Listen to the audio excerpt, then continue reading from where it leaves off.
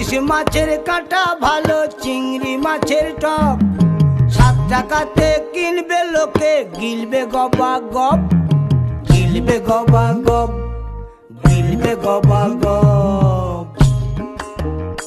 ও তোর কচি পোনা,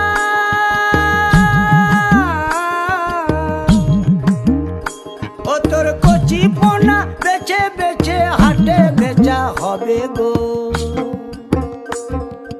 চুনো পুঁঠি আর বেচিস না, চুনো পুঁঠি আর বেচিস না। ও 30 টাকা কেজি মাছ বাবু ভেয়ে খাবে গো। জল দিয়ে বেশি করিস না, 8টা বাজে দেরি করিস না, 8টা বাজে